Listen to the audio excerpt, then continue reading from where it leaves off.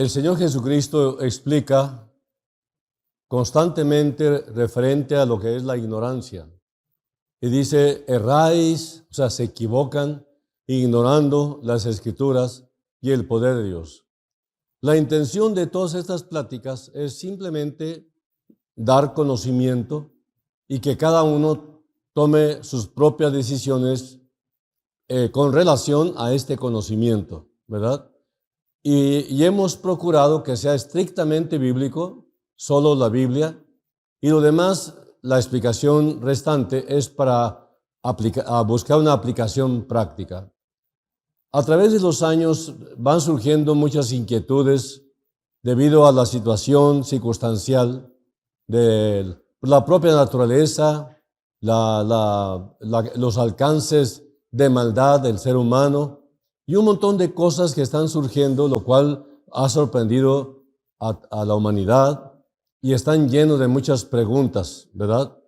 Pero no se debe olvidar que todo esto que estamos viendo y experimentando estaba escrito desde siglos pasados por los profetas de nuestro Señor, el cual está diciendo cómo iban a ser los postreros tiempos, cómo iban a suceder las cosas. Ya más adelante hablaremos del Apocalipsis con mayor precisión y práctica para poder entender los tiempos que estamos experimentando. Pero una pregunta que han hecho últimamente ha sido, ¿por qué tiene que ser el infierno eterno? ¿Verdad? Entonces, el título del mensaje es ese, ¿por qué el infierno tiene que ser eterno? ¿Verdad? Y hay que hablar de la eternidad, que es algo que con toda seguridad, según las Escrituras, es lo que experimentará todo ser humano después de la muerte, y a partir de hoy ya estamos dentro de este camino. Continuamente el Espíritu Santo, que es el que nos instruye, está buscando a los hombres para iluminar su corazón y su mente para hacerles ver que necesitan de un Salvador. Muchos que no han escuchado la palabra están teniendo continuos conflictos con Dios, ya que Él siempre está buscando al hombre porque no quiere que ninguno perezca, sino que todos procedan al arrepentimiento, como dice Pedro. Dice Pedro en 2 Pedro 3:9, el Señor no se tarda en cumplir su promesa, estoy leyendo otra versión, según algunos entienden la tardanza, sino que es paciente para con vosotros, no queriendo que nadie perezca, sino que todos vengan al arrepentimiento. Y en Juan 16, 8 y 9 dice, y cuando Él venga, o sea, el Espíritu Santo, convencerá al mundo de pecado, de justicia y de juicio. De pecado, dice el versículo 9, porque no creen en mí. Si un hombre hace a un lado los llamados de Dios, no hay nada que hacer más que derramar lágrimas por el destino que esta persona ha escogido. Llega el momento en que Dios deja de luchar con el hombre y cuando Él lo abandona, el infierno es lo único que queda en el futuro de esta persona.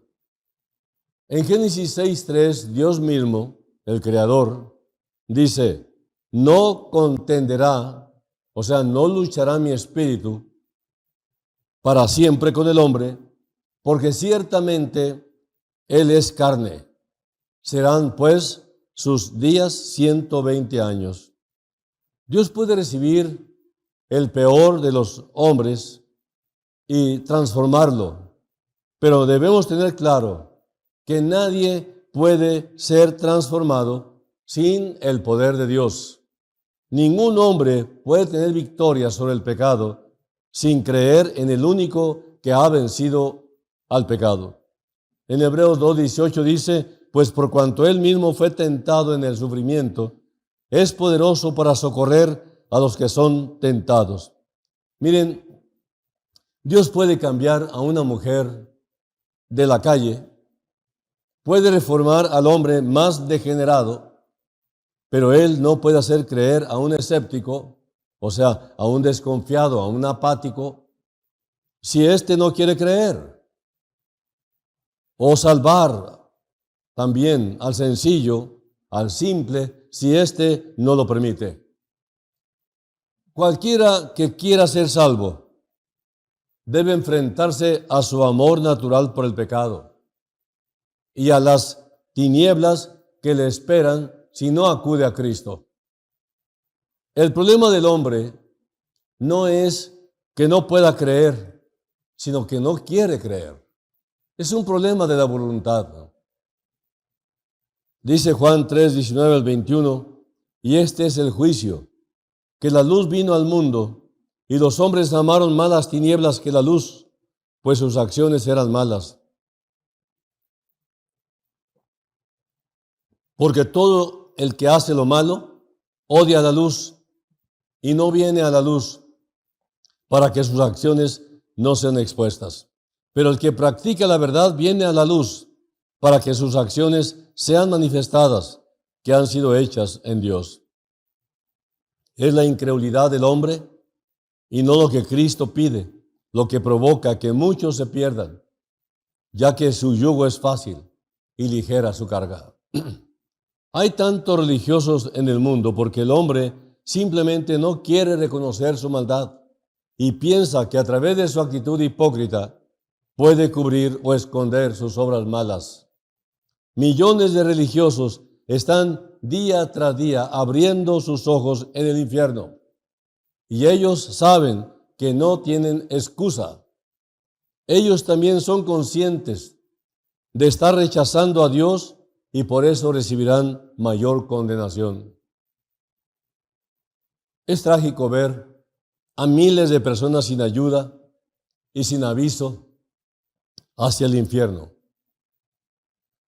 Lucas 13, 23 y 24, dice el evangelista, y alguien le dijo, Señor, ¿son pocos los que se salvan? Y él le dijo, esforzaos por entrar por la puerta estrecha, porque os digo que muchos tratarán de entrar y no podrán. Sin embargo, más triste es ver a muchos hombres dar su último suspiro confiando en su bautismo, confiando en sus ceremonias religiosas, sus rituales, en sus obras, etc. Y de repente despertar en el infierno. ¿No es criminal no hablarles claro? No hacerlo es ser peor que un criminal.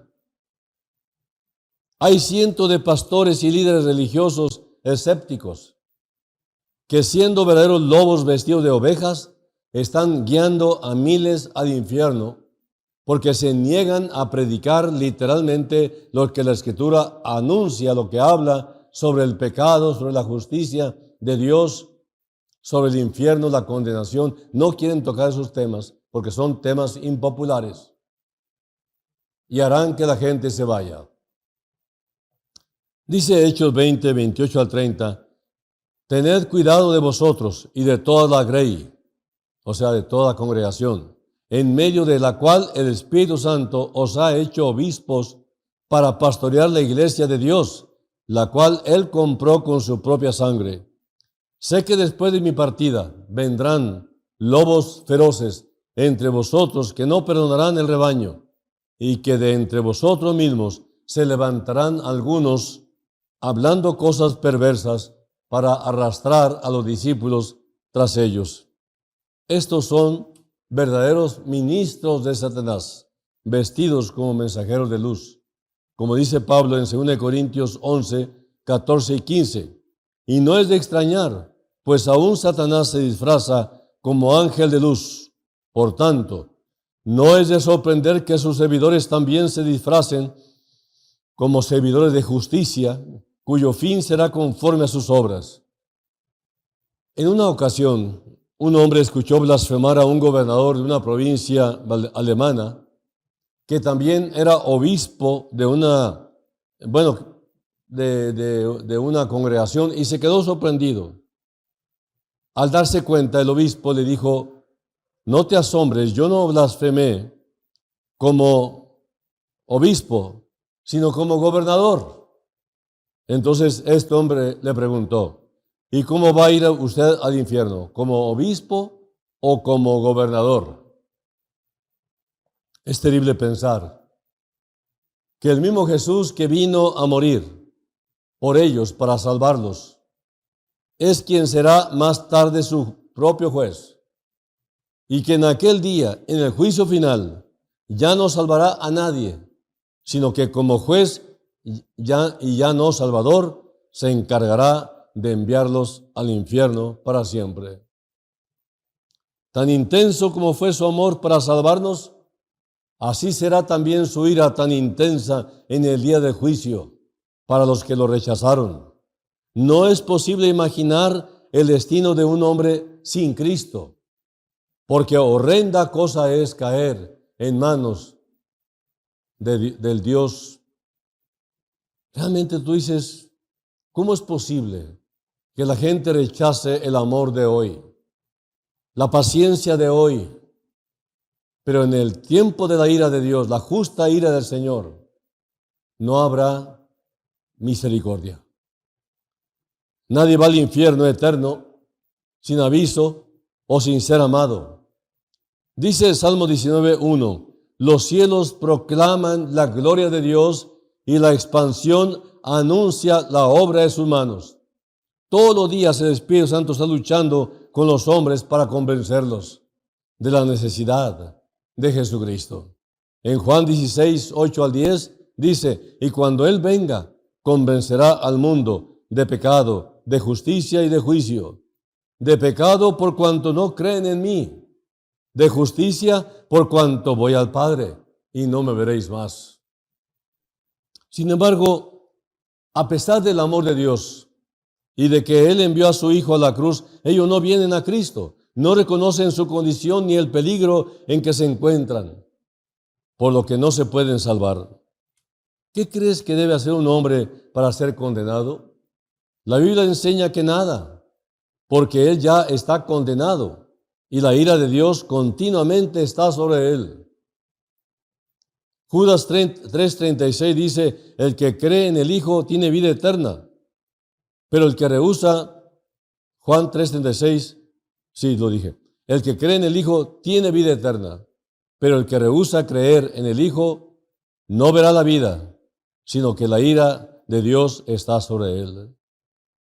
Algunos piensan que el castigo eterno es una aniquilación total, pero debemos entender que lo que Dios nos enseña en su palabra no es esto, sino que la sentencia es una destrucción que nunca tendrá fin. Es la eternidad en el infierno para los que no quisieron ser salvos. Si tenemos a alguien amado que no ha entregado su vida a Jesús, debemos urgentemente movernos más rápido para compartirle de cómo salvarse de lo que viene. El pecado es algo que nace del corazón y que Dios odia. Si un hombre muere en sus pecados, él no tiene esperanza. Por el contrario, en el infierno continuamente se corromperá más. Muchos piensan que el dolor del infierno podría producir algún arrepentimiento, pero la Biblia enseña que ningún dolor cambiará al hombre, porque el dolor no produce arrepentimiento. Es en esta vida y solo a través de su benignidad como podemos ser guiados por Dios al arrepentimiento. Dice Romanos 2:4, o menosprecias la riqueza de su benignidad, paciencia y longanimidad, ignorando que su benignidad te guía al arrepentimiento. Y Apocalipsis 16:10 y 11 dice, el quinto ángel derramó su copa sobre el trono de la bestia y su reino se cubrió de tinieblas y mordían de dolor sus lenguas y blasfemaron contra el Dios del cielo por sus dolores y por sus úlceras y no se arrepintieron de sus obras. El hombre que muere después de rechazar el testimonio del Espíritu Santo acerca de Jesús es culpable de un pecado eterno y por lo mismo se entiende que debe sufrir eternamente, porque el problema es que el pecador ha ofendido al eterno Dios y por lo tanto las consecuencias son eternas si no se arrepiente. Dice Marcos 3:29, Pero cualquiera que blasfeme contra el Espíritu Santo no tiene jamás perdón, sino que es culpable de pecado eterno. Aún el razonamiento humano concluye que tiene que haber un castigo para el hombre que vive en pecado.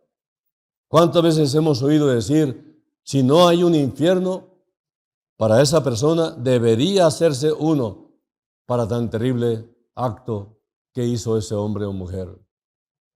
El pecado es la ofensa más grande que se le puede hacer a Dios. Y el pecado significa transgresión, desobediencia a lo establecido por Dios. Y Él ha establecido un castigo eterno para esta falta de desdeñar, de ignorar voluntariamente la voluntad de Dios. Hay más de 230 avisos en el Nuevo Testamento acerca del infierno. Dios quiso avisar de este peligro a los hombres. Solo del regreso de Jesús se habla más que del infierno. Nuestro Señor Jesucristo es quien más habló de este tema en el Nuevo Testamento. En las afueras de Jerusalén había un valle llamado Gehenna, o valle de Hinnom, o valle del hijo de Hinnom, o Geinnom, que literalmente significa valle de los gemidos, terribles alaridos de niños que eran sacrificados. Era un barranco estrecho, un lugar profundo en donde los hombres ponían a los niños pequeñitos en los brazos del dios Moloch, una figura humana con cabeza de buey, y ahí cruelmente, ante ese ídolo ardiente por las llamas, los niños ardían mientras chillaban sus pieles.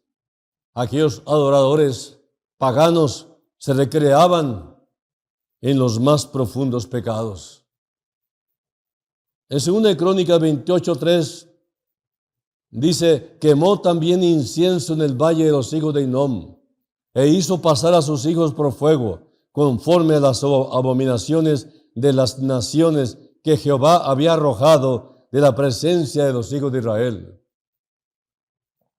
Y en 2 Crónicas 33:6 dice, y pasó sus hijos por fuego en el valle del hijo de Hinnom, y observaba los tiempos, miraba en agüeros, era dado a adivinaciones y consultaba a adivinos y encantadores.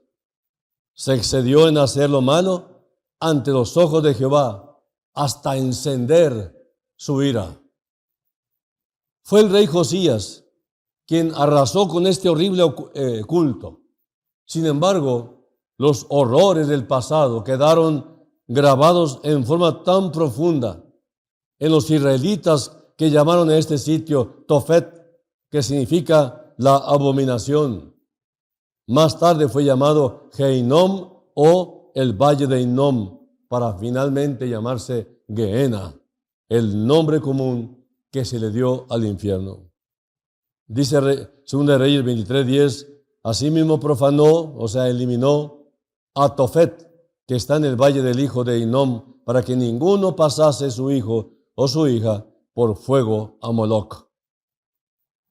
Después de que el rey Josías profanó, o sea, eliminó o degradó este lugar, vino a ser el basurero de la ciudad. Se mantenía fuego continuamente para consumir la suciedad e impureza del sitio. Los gusanos se alimentaban de la basura que estaba fuera del alcance del fuego, y los buitres acudían constantemente ante esta horrible escena. Un humo maloliente subía constantemente del valle. Nuestro Señor Jesucristo usó este lugar como símbolo del infierno. Y de todas las veces que se menciona esta palabra en el Nuevo Testamento, solo una no salió de los labios de Jesús, sino de los apóstoles Santiago y Pedro. Bueno, dos fuera de lo que dijo Jesús. Jesús siempre anunció el infierno, pero por un lado Santiago capítulo 3 versículo 6 dice, y la lengua es un fuego, un mundo de iniquidad. La lengua está puesta entre nuestros miembros, la cual contamina todo el cuerpo, es encendida por el infierno e inflama el curso de nuestra vida. Y Pedro, en 2 de Pedro 2:4, dice, porque si Dios no perdonó a los ángeles que pecaron, sino que arrojándolos al infierno, los entregó a prisiones de oscuridad para ser reservados al juicio. Jesús no encontró otro lugar con que comparar el castigo eterno. Los que están en ese sitio, ya que no son consumidos por el fuego, el gusano de la conciencia los atormentará sin cesar. Todos sabemos lo que es el remordimiento y cómo la conciencia acusadora convierte el corazón en un verdadero infierno. Piensa en Judas, quien no logró calmar su conciencia y que hoy no tiene una herramienta a su alcance para detener al gusano que nunca muere. Esa conciencia acusadora día y noche por los siglos de los siglos. Ellos viven en la más profunda oscuridad y lo único que escuchan es el llanto y el crujir de dientes para después volverlo a escuchar y así por la eternidad. Podemos imaginarnos que uno de sus terribles tormentos en el infierno es que ellos recuerdan las oportunidades perdidas y después se echan a llorar y llorar, desesperados, sabiendo que no hay esperanza. Un segundo después de la muerte será demasiado tarde. Hoy el sol sale para buenos y malos. Muchos experimentan buenos afectos naturales, aun siendo malos, saben dar buenas dádivas a sus hijos. Y aún los necios se ríen, pero en el Gehenna experimentarán nada más que dolor. Por esto Jesús dijo que cualquier dolor era preferible que ir al Gehenna, que ir al infierno con todo el cuerpo. Él le dijo a la gente que no le tuvieran miedo al que los pudiera matar, sino que tuvieran temor a Dios, que tiene poder para echar en el Gehenna, en el infierno, a todo aquel que no cree. El Gehenna, el infierno, es el lago de fuego o es el infierno final, la segunda muerte de Apocalipsis 20:15. Y el que no se encontraba inscrito en el libro de la vida fue arrojado al lago de fuego. La conciencia actuará como un gusano, moviéndose sin descanso, intranquila, recordándoles todos los momentos en que ellos pudieron haber cambiado su destino. La tristeza será cada vez, en cada momento, más profunda. Nada cambiará en el infierno, por el contrario, aunque los hombres se confirmarán en su rechazo y en su odio hacia Dios, los hombres, aunque aprenderán más y más de Dios, nunca tendrán el deseo de arrepentirse. Tendrán resentimiento eterno, odio, pero nunca arrepentimiento. Por esta razón, el castigo siempre irá en aumento y después de muchos años las cosas seguirán empeorando. No podemos entender cómo es que el fuego no los aniquilará, pero sabemos que Dios puede hacer lo que Él quiera con este elemento, como lo hizo con los 3 jóvenes hebreos en el horno de fuego, como lo enseña en el libro de Daniel. En el libro de Daniel se narra las características de lo que estamos hablando aquí. Aquellos jóvenes no sufrieron daño alguno, aunque estaban en el horno. Es lo que puede hacer Dios con el creyente, salvarlo de cualquier situación, pero el que cae en el infierno, no habrá remedio, no habrá solución, porque Dios, el único que puede contra el fuego, no estará presente, porque nadie lo quiere. En la última resurrección, ellos serán unidos con su cuerpo. Cada pecador será resucitado, levantado y juntado a sus moléculas para formar su cuerpo de nuevo, para ser definitivamente echados cuerpo y alma al lago que arde con fuego y azufre y que nunca podrá ser apagado como dice Apocalipsis 20, del 12 al 15, dice, y vi a los muertos, grandes y pequeños, de pie ante Dios, y los libros fueron abiertos, y otro libro fue abierto, el cual es el libro de la vida. Y fueron juzgados los muertos por las cosas que estaban escritas en los libros según sus obras. Y el mar entregó los muertos que había en él, y la muerte y el Hades entregaron los muertos que había en ellos, y fueron juzgados cada uno según sus obras. Y la muerte y el Hades fueron lanzados al lago de fuego. Esta es la muerte segunda, y el que no se halló inscrito en el libro de la vida fue lanzado al lago de fuego. En ese día ellos verán cada uno de sus pecados, todo será recordado para después voltear al libro de la vida y ver el hueco donde alguna vez estuvo su nombre. Y entonces Dios les manifestará que todas estas faltas llevaron a su Hijo a la cruz, pero que al rechazar este pago, ellos tendrán que pagar. Ellos nunca volverán a experimentar descanso, ni la menor esperanza de una segunda oportunidad o dejar de existir. Estoy hablando de los pecadores. Espero que tú no seas uno que va a rechazar esta oferta de amor para que no caigas en esta condición. Experimentarán una destrucción total de la unidad y armonía de la naturaleza humana y vivirán en una separación absoluta de todo lo que es bueno y hermoso. Dice Apocalipsis 14, 10 y 11, Él también beberá del vino de la ira de Dios, que ha sido vaciado puro en el cáliz de su ira, y será atormentado con fuego y azufre delante de los santos ángeles y del Cordero. Y el humo de su tormento sube por los siglos de los siglos, y no tienen reposo de día ni de noche los que adoran a la bestia y a su imagen, ni nadie que reciba la marca de su nombre. Hay personas a quienes amamos que se consuelan a sí mismas, porque no ven ningún peligro aparente.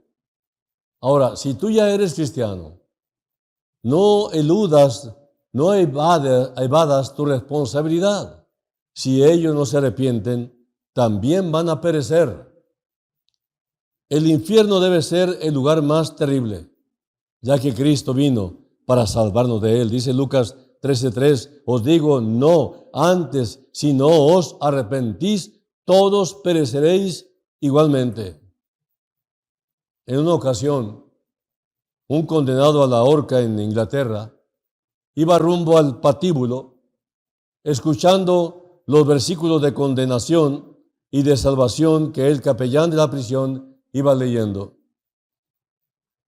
Al llegar a la horca, el condenado se volteó hacia el capellán y le dijo, si yo creyera todo lo que usted ha leído, recorrería Inglaterra de rodillas aunque estuviera tapizada de vidrios para llevar este mensaje a los que no lo han escuchado.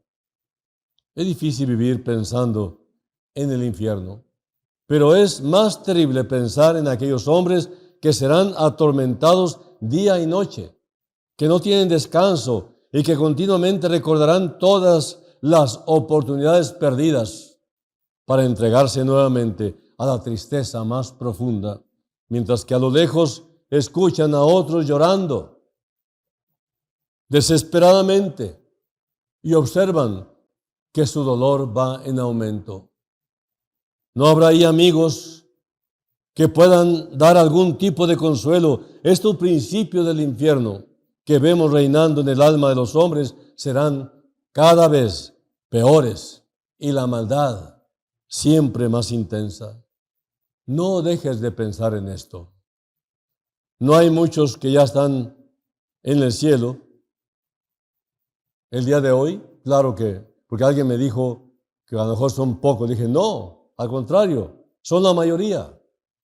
Hoy en día hay muchísimos, demasiados, que realmente ya están en el cielo, gracias a Dios, y son felices. Pero también hay multitudes y multitudes, una gran muchedumbre, que ya están recibiendo el castigo eterno y que jamás tendrán otra oportunidad.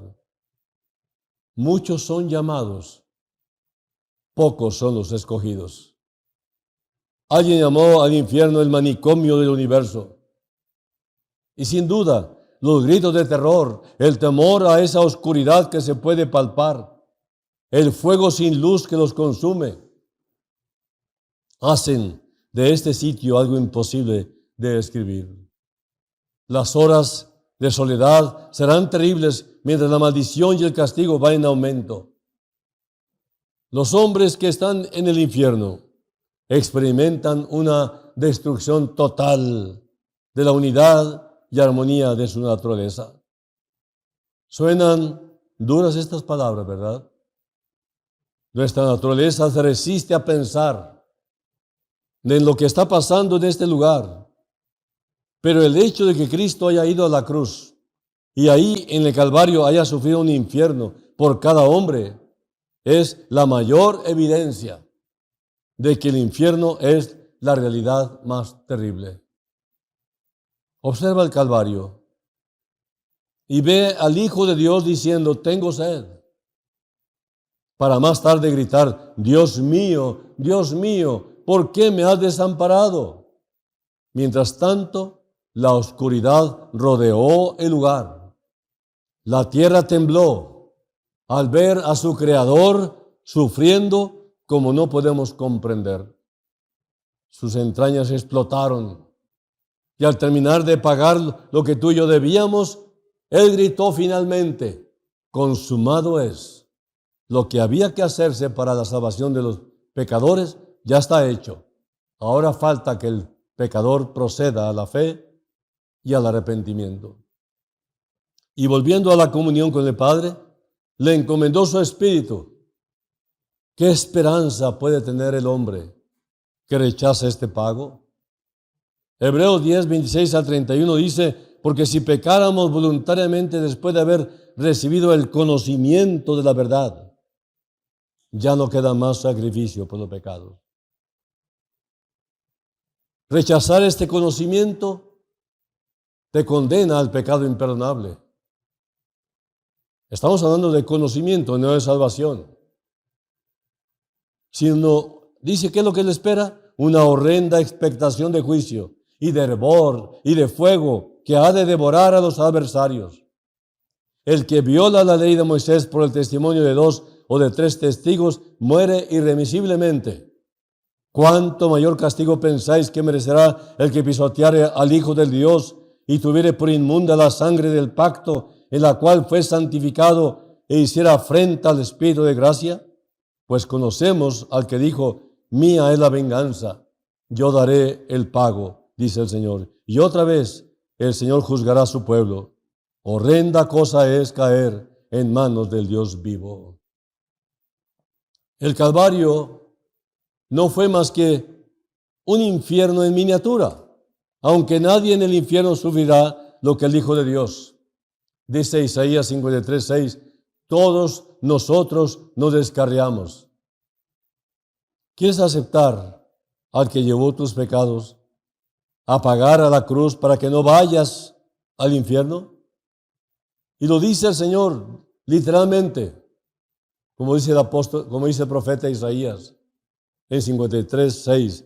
Todos nosotros nos descarriamos como ovejas, cada cual se apartó por su camino, mas Jehová, mas el Señor, cargó en él el pecado de todos nosotros. ¿Quieres ser salvo ahora mismo?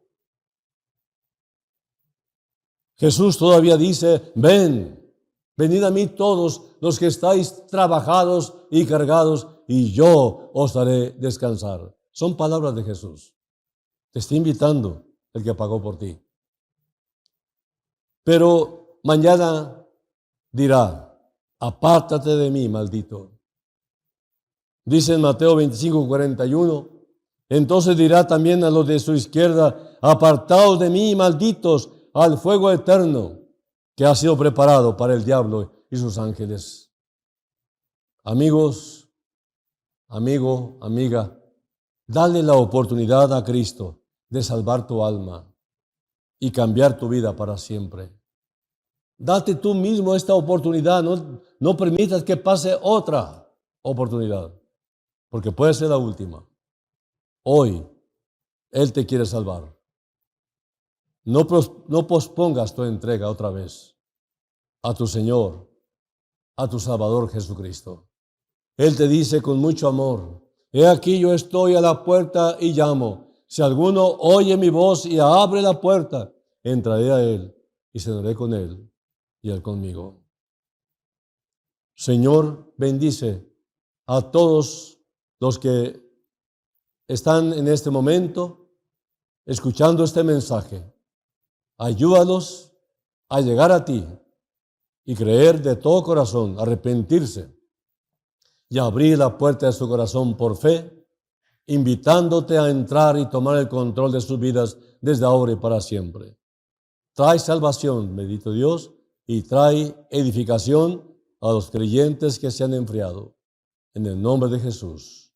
Amén. Que Dios los bendiga.